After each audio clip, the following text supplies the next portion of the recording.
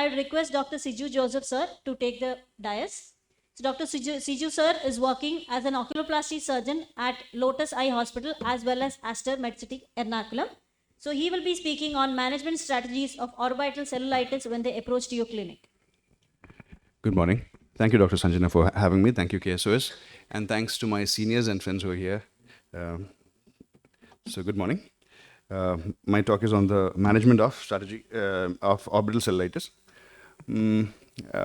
Generally, demographically, it's male-female preponderance is the same. You find it in almost every age group. Usually there's a history of some ENT or dental infections, upper respiratory tract infections. There could be recent trauma, surgery. There might be a long-term watering from the eye, eyelid swellings, neck stiffness. Some of the patients presented with meningitis itself to me. Now, as you all know, this orbital cellulitis is the second stage of Chandler's staging. So to begin with, it might be preseptal cellulitis. As you go, as the infection crosses the septum and goes into the orbit, you will find proptosis, axial proptosis, which is in diffuse disease, abaxial in case of abscess formation. There might be resistance to retropulsion. There would be a decreased ocular motility causing diplopia. Optic nerve compression, retrobulbar or optic neuritis might cause loss of vision, loss of color vision, and has RAPD. There could be retinal venous congestion, CRVO, CRAO, or vasculitis. Patients might have periorbital anesthesia, paresthesia, and then cavernous sinus thrombosis, subdural empyema, and further on into the brain. Systemic presentation would be malaise, fever, nasal congestion, even tooth pain. Cavernous sinus involvement and beyond would show headache, nausea, vomiting, progressing ophthalmoplegia, anisocoria, anesthesia. And this might start to affect the other eye as well. Initially, it might be by a sixth nerve palsy. Then the patient progresses on to decreased consciousness. Etiology. Well, the source very often is the sinuses, and most often it is the ethmoid sinus. Infections also can come from the eyeball, the eyelid, or the face. Foreign bodies that have been remaining there for some time. The spread could be hematogenous, especially because we have a valvulus venous plexus in that area. Organisms very often are staph or streptococcus. And nowadays, it's more often MRSA. Previously, we used to say about Haemophilus influenza being more common in kids, but nowadays, due to vaccinations, it is not all that common. In cases of trauma, you might have gram-negative bacilli. Long-term hospital stay, you might have Pseudomonas, Klebsiella. In dental infections, you might have a mixed aggressive anaerobic or aerobic infection. And of late, many of us have heard of cases of mucormycosis or even aspergillosis in cases of poor immunity. Diagnosis very often is clinical, but other modalities help. Imaging helps to pinpoint the source and know the extent of the infection. CT brain and orbit is done with contrast with axial and coronal view. Shows sinusitis, subaerial abscess, soft tissue extension towards the apex and beyond.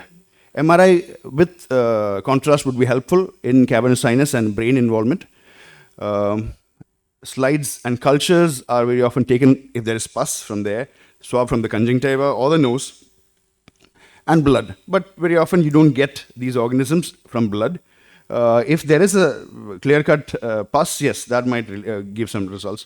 There might be a shift to the, there might be a WBC count raise.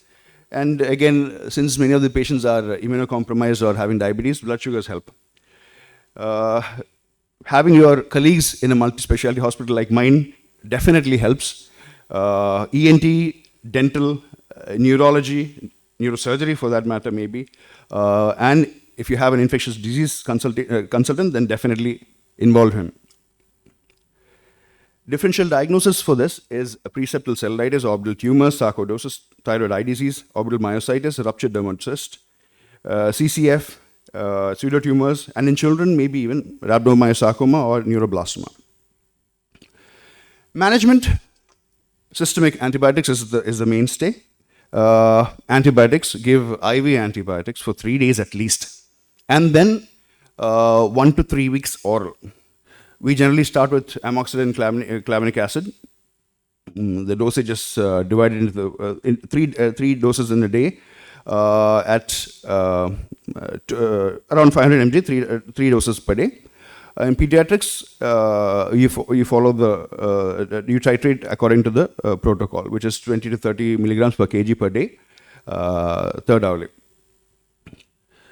You can give, in cases of clearly proven MRSA, then vancomycin, 15 mg per kg per day, with ampicillin sulbactam, or with piperacillin tazobactam, or with ceftriaxone. If the patient is allergic to penicillin cephalosporins, then you can stick to your fluoroquinolones, but you need to add metronidazole just in case. Steroids, yes, there is, some people have the opinion that steroids should only be started after 48 hours, but I generally tend, once I start the antibiotics, I start the steroids. Antifungals have a role in case of aspergillosis or mucor.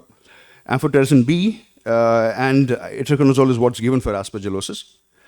Liposomal amphotericin B is more effective for mucor when it's adjuncted with posaconazole. Then you can add topical medications, topical antibiotics, with steroid ointments are what I give for the lid swelling. Intraorbital amphotericin B can be given in cases of mucor. This is the topical application is generally following hot fermentation. Lubricating eye drops help to prevent the exposure and dryness of the cornea, control IOP, try to avoid prostaglandin analogs. Nasal decongestion is given for 3 to 5 days, if required. Now, when you have complications from orbital cellulitis, you might have to do an IND in case of pus formation. A lateral canthotomy or cantholysis can be done, may be required if the optic nerve is being involved. Needle aspiration in subperiosteal abscess might help. But if you see, generally subperiosteal abscesses are at the medial wall, because as I said before, the etiology is the source is generally from the ethmoid sinuses.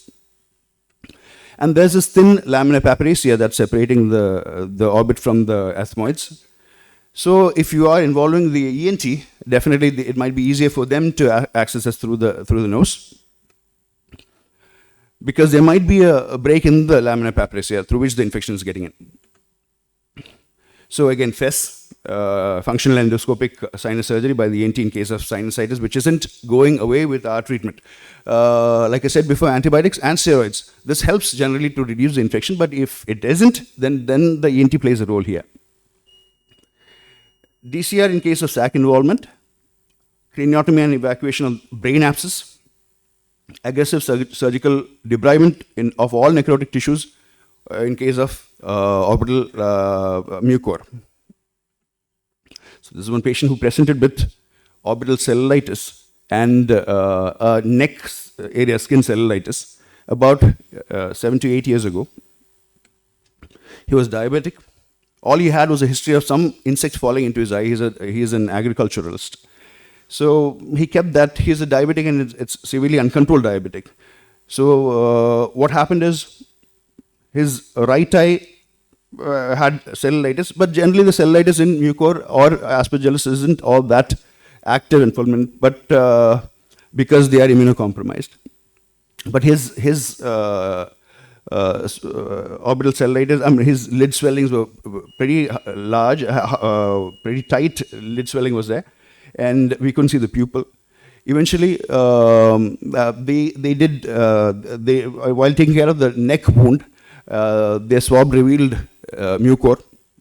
There was a classic brown tint of the fat around there, and we started seeing that in the eye as well. Eye movement was severely restricted. He was starting to have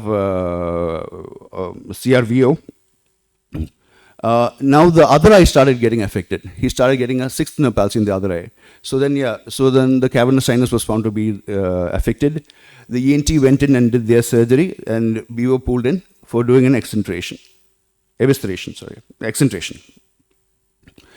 eyelids were spared. Tarsography wasn't done initially because we had to apply local antifungals. This is from the neck wound. Repeated debridement had to be done. And then over time, over a course of about 3 months, it healed. And later the tarsography was done. He's alive and walking around. He has got some political affiliation, so can't reveal his name or anything. Anyway, you need to follow up these patients very frequently. Initially, daily or twice daily assessment of all the clinical symptoms and signs. Repeat CT might be done after 3 days if it's not improving to look for periosteal abscess. The prognosis is generally good when prompt treatment is given, antibiotics or drainage, else blindness, and maybe rarely even death. In summary, the baseline treatment is antibiotics and anti-inflammatories, mainly steroids. Surgery for complications and timely intervention saves eyes and lives. Thank you. Thank you very much, sir.